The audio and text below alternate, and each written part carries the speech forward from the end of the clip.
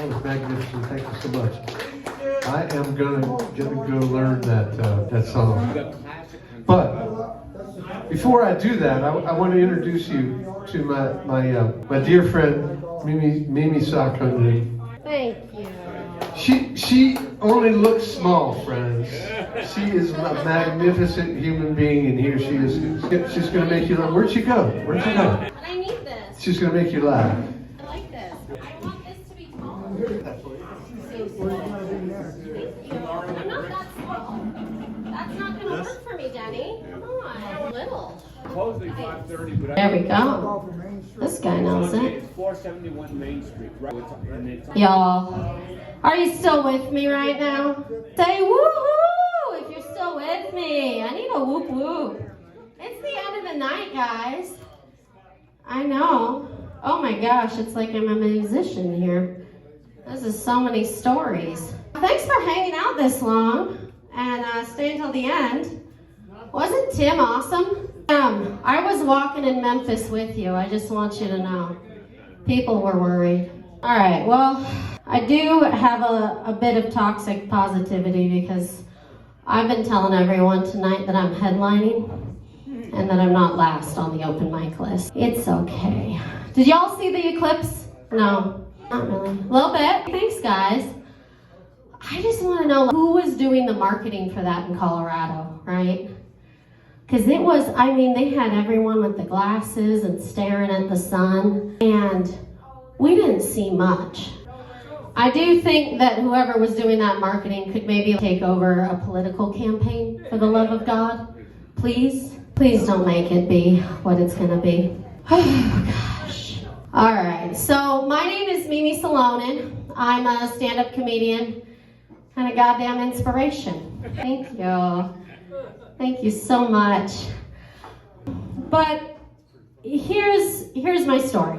When I was born, I was immediately diagnosed with cystic fibrosis, which is a terminal, chronic, debilitating disease. Just a beautiful entry to that, right? And I was immediately air ambulanced from Billings, Montana to Denver, Colorado to the Children's Hospital there. I had life-saving procedures performed hours after birth. And then I spent the next couple of years in and out of the hospital. And my uncle had actually died from cystic fibrosis when he was 10 years old. So my family really knew the severity of my disease right from the beginning. Surprisingly, no one treated me like a delicate flower or an egg that could crack at any time throughout childhood, much to my demise. But when I was 9 years old, I lost about 30% of my lung function. And it was the first time since I was an infant that there was a big sign that my time here might be coming to an end. And because I'm here right now, y'all know I didn't kick the bucket, right? Good on me. Let's give a whoop whoop for me. Come on, I'm alive. Thank God. Thank God for you guys that I'm here right now. No, but it was really a moment that sent me down a path of illness and sickness for quite a while. And so I'm gonna have to take my notes because it's that goddamn complicated. But the treatments that kept me alive, they did their own number on me. So for 34 years, my daily treatment regimen took hours, from nebulizers to shaky vests to upwards of 50 pills a day. And I'm about to get so fucking funny, you guys, don't worry here. I'm not a major downer, all right? But all of that came with its own side effects. And here's my list in no particular order. You guys ready for it? Thomas, give me a, Jesus Christ, keep it down over there. I'm trying to tell my life story. All right, it's fine. I developed diabetes. My bones died from high steroid use. And my growth was completely stunted. Thank you. Very astute observation there.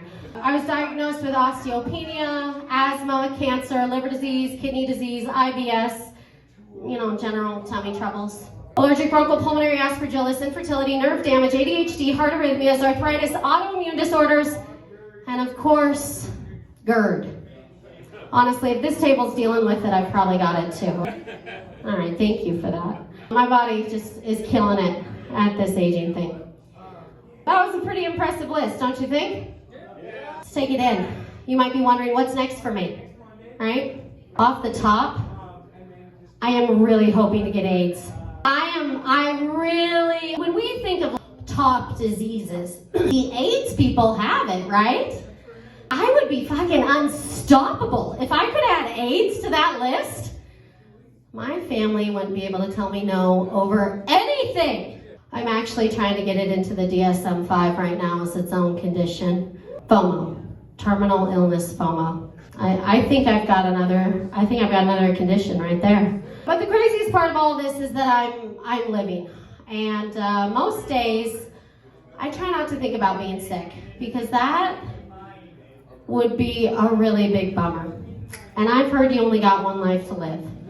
So I don't really want to make mine a bummer. I might have taken the whole live, laugh, love thing a bit too seriously.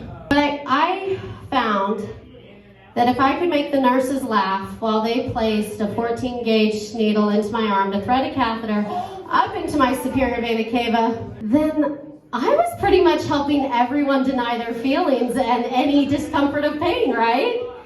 And that is my life goal. No pain, folks. Delusion at its highest. But honestly, actually, laughter isn't really the best medicine. What I found to be the best medicine is delusion and just fucking stuffing your feelings down. You can just pretend you're living a different life. You're gonna be just fine. You're really gonna be fine. Thank you. That's kind of my life story, and you know, I like to make a joke out of it, but if I could just get serious for a minute. I want you guys, if you could take one thing from tonight, just one thing, and I do want you to take something from this. I want it to be this. Don't give me AIDS. I actually really don't want AIDS. All right, well, we got through that. So that's called my signature story. I'm gonna be recording that in New York City next week. The big NYC for me. It's gonna be beautiful. So I put a little bit of time into that, but I got some other jokes for you too. Are you guys ready for some more jokes? All right, thanks for sticking with me. I'm a mom, and my kids are, well, I'm a comedian of a mom, so they've been dealing with this personality their whole lives. And so recently, my son let me know that there's a swear word for every letter of the alphabet. Yeah, I am just a true champion of a mother. People compliment me daily on what I'm doing. But I was like, all right, bud, let's hear it. And he was like, well, Mom, I know the C word and I know the N word.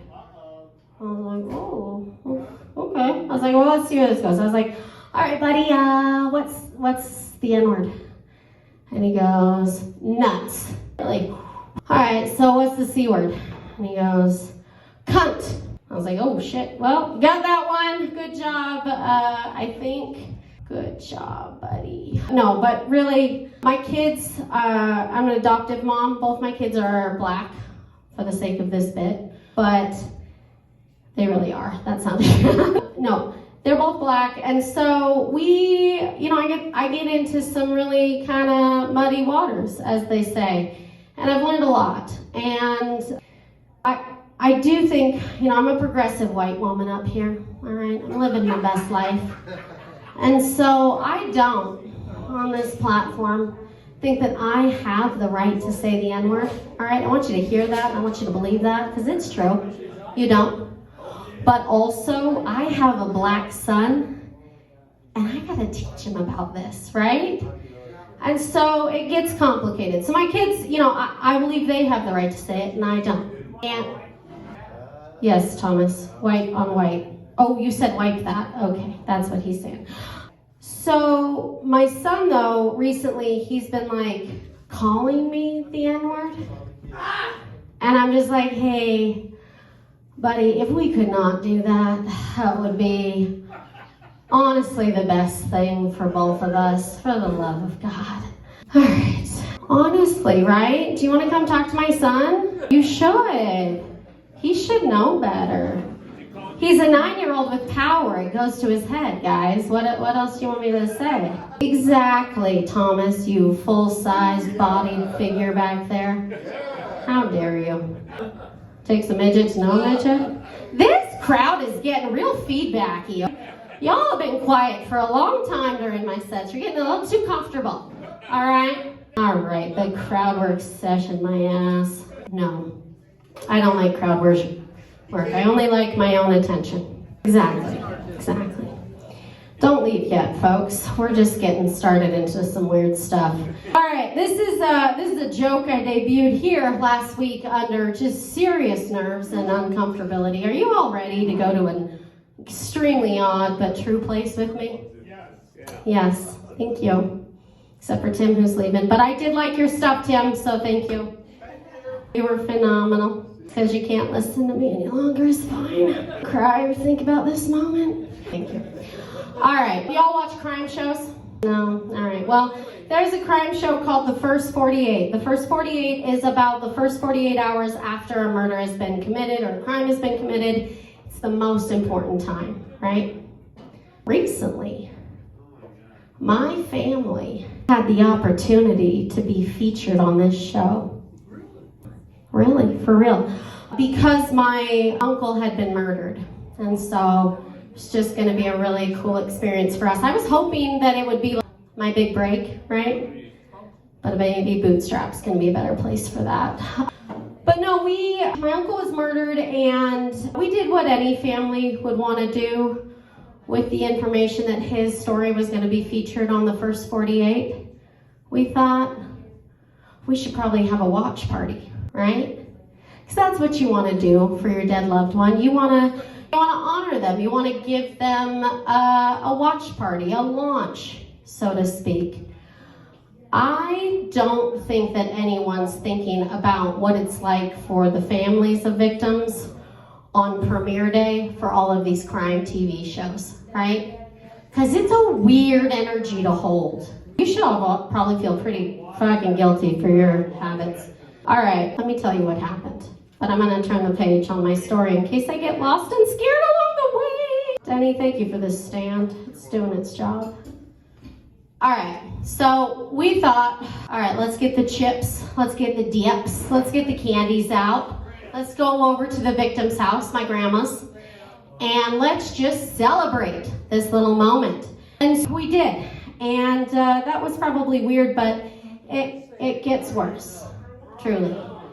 You might be wondering how it gets worse, but we thought we were just going to go over to our grandmother's house to watch the murder of our respective uncle, brother, and son take place on TV and watch this story unfold about this woman who stabbed him 37 times and then went on to murder 3 more people. Just like those feel-good moments you can have with your family. But it was so much worse. This is comedy. Hold on. Get off of it. It's fine. But it was worse. And you probably guessed what happened already. Do y'all want to say it with me? 3, 2, 1. Necrophilia. That was fun to be with Grandma when she found out that woman had actually had sex with his dead body. No, that's a joke though, you guys. So feel free to laugh. My dad, or my comedy, I feel like my comedy is very universal, right? I like to talk about my life. I like to talk about hope. I like to talk about my dreams, and I love to talk about necrophilia. Just universal truths we all have, right? The things that are bonding. You keep saying it's not comedy, and yet you're laughing. It's gonna be okay, buddy. If you are into necrophilia, that's your own thing. It's fine. No, my sister, I told my sister that joke, and actually I went a lot further into a deeper, darker psyche even, but I don't think this audience is ready, particularly that man right there. And she was like, I think you are gonna be murdered for this joke. And I was like, well, if they have sex with my dead body, then we'll really make it full circle, won't we? Thank you. Just the clap, the singular clap. Thomas has to hear this shit every week and he's still clapping. So you guys can clap too. Don't be scared. Thank you. Thank you so much. Actually, this next week, I'm coming up on 1 year of my dad dying, which was it was a rough year the year before he died, and it's been a interesting year since he died. And one thing about my dad was that when he was alive, and in those last 6 months, it was pretty rough, right?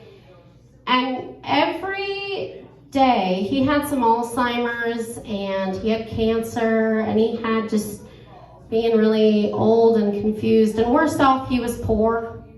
And it's probably the worst thing you can be while you're dying. But he would get confused and he would get scared, and every day, pretty much, he would think he was dying. And I get a lot of my personality from him, just the attention and the self-obsession, and so he'd get really freaked out, and he would have his last meal every night. He would treat himself.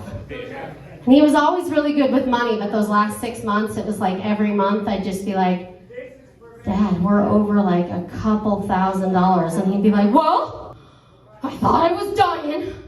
And I thought, I don't want to go to Wendy's. I want to get the filet mignon. So I did. Exactly. And so I'd be like, but can you imagine my dad as like a motivational speaker? We'd get in there with him, and he'd be like, you know what? Go for your dreams. You deserve the world.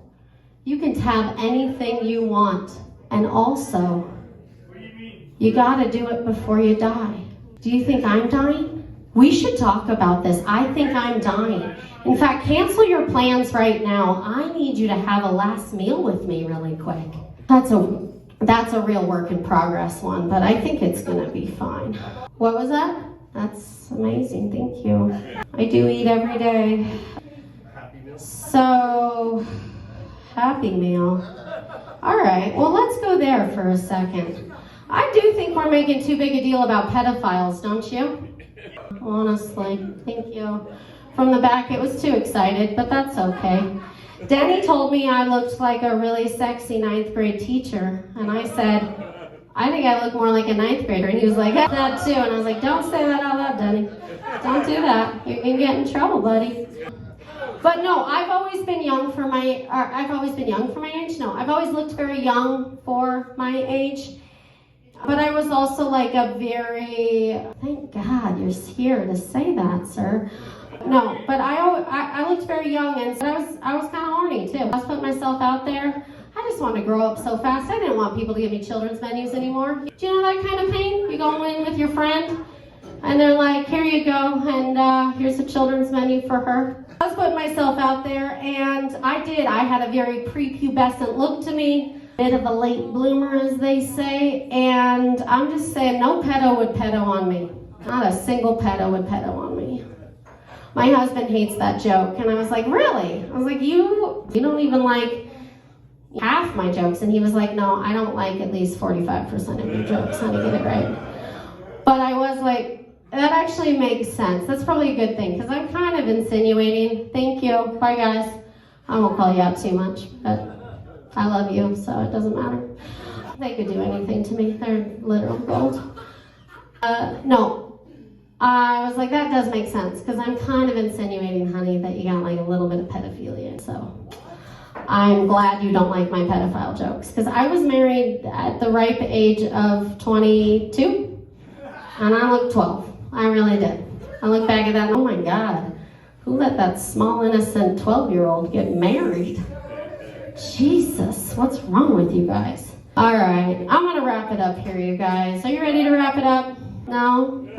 Thank you. All right, I'll give you a couple more. All right, I can tell that for sure. No, I recently went through a friendship breakup. Anyone gone through a friendship breakup recently? Thank you, Amanda from the back. We are soul sistering, kindred spirits. I do think the worst thing about going through a friendship breakup is knowing that their therapist will never know your side of the story. It fucking kills me. Honestly, I'm like, but did they know what you did? They are not hearing the full side, and if you were getting therapy and being told, it's okay, you're on your own journey, I see why you did what you did, fuck off. Honestly. They don't know. I recently microdosed my mom. Quick segue there. She needed it. Her dad's pretty sick. And it was a segue, it's fine. No, she needed it though. My grandpa's been pretty sick and she's just fucking stressed out. She's got like that Irish Catholic thing about her. And I was like, Mom, just take a bite of this, please, for the love of God. And, you know, I came up to her like a half hour later. I was like, how you feeling? How we doing? We all okay? And she was like, honestly, I feel really good. I feel really good. That's great, Mom, that's great. And she goes, but I am feeling guilty, very guilty. I was like, why? She goes, that whole, I've always been against this, and what does this mean now, if I'm okay with it, and if I like it, and you know, the whole Irish Catholic thing, and I was like, well, that makes sense. Because when God made feeling good, he was like, you better not fucking use any of it, right? Yeah. That's how God feels. I speak for God, it's fine. This is such a bare bones crowd here now, and I appreciate you being here. But I want to know something. Y'all heard my coming joke? You can say yes. You know which one I'm talking about, right? It was the one that was shocking before I started talking about necrophilia, right? That was fun. That was a fun transition for us all to go on together. I appreciate this space. No, the I'm coming joke. We've all heard, buy a round of applause. Come on, use your goddamn hands, folks. Buy a round of applause. You haven't heard it, sir, have you? In the table right here, who's been talking to me all night? Have you heard it? Have you been here before? Oh yeah. He's heard it. All right, good. Do you like it? Oh yeah. You like it? He likes Al. I don't know if I needed to know that about you, Al. I think I love you too much to know that about you, honestly. Thomas, that was just a revelation back there. I don't know what the hell he's talking about. But here's the deal. I need help with that punchline. We're gonna do this joke right now. Y'all ready for this? We're gonna do this joke. And then I'm gonna open it up to some fucking crowd work here, which I hate doing. But I'd like to know your thoughts. Maybe. We'll see what your thoughts are, all right? I am a mom, and like most moms, I love to talk about my sex life, as all moms do. It's very mom-like of me. Cool mom here. I am going to tell you guys what it sounds like when I'm coming because I'm a screamer. And that's a joy of a journey for us to go on. Me and these 8 men in the room. I love it. I love it. Oh, thank God. Me, Michelle, Amanda. Thank God you're in this room. Because this shit would be weird without you two here. Thomas, it's a lot of commentary back there. No. All right, here's what happens. It's a Saturday morning. There's something about kids' sports that really sets me off. And so this is a kids' sports Saturday morning. Don't think about that too much. Remember the whole pedophilia thing I talked about earlier. But what happens is I've woken up. I've packed the clothes, I've done the laundry, I've made sure we have the snack bags, the birthday present for the party we have to go to after the sporting event that I've been tied into. And I'm feeling a bit overwhelmed with my family. The people I love the most, who I would literally die for, I want to fucking kill, all right? Here's what I do. I run back to the bathroom, and I lock the door, and I pull down my pants, and I sit down on the toilet, and I make eye contact with everyone in the front row. And then I hear, Mom, do I have my shoes on? Mom, I don't like my hair. Mom, why am I even in this family? Mom, why don't you know anything about the 1906 San Francisco earthquake? Mom, do you even know what happened to President Abraham Lincoln? Sorry, I'm too close to the microphone. I get really screechy this time. And then I'll hear my husband. And he will ask the game-winning question that always just sets me off. And it is, honey, what time do we have to be there? And I will say, I'm coming! Thank you. Thank you! You know where this is headed. It's headed like this. Then my husband will load up the children and he will text me from the car. And he will say, hey, babe, ... Are you still coming? And I will say, hey, babe, ... I need another minute. Thank you. That's the punchline, but I don't feel like it's an obvious punchline. Here's my feedback. Y'all have heard an evolution, a journey of that joke. What am I getting wrong? Am I getting something wrong with it? No. No, it's perfect. Thank you. I added the dots this week. You guys like those dots? All right. That's all you have to give me. I do want to say thank you to this space before I leave tonight, and I'll be back next week, so don't worry. But after I go to New York City, I better fucking not be back, because I'm going to take off. Right, guys? And you guys are just going to say, like, I knew her when, and I won't make eye contact with you. Don't worry. I'm not going to acknowledge your existence, all right? You're trash to me after I make it big. I just want y'all to know that, okay? Using you to the nth degree. No, but... Thomas has the sentiment I like. Just degrading, self-deprecative humor. Exactly. And we'll see. They're not ready for me. But this week, I make my debut as a professional comedian. I'm being Greeley. I was supposed to be at Stella's pinball place machine, but we've literally outsold it, and so they're moving us to the Moxie Theater.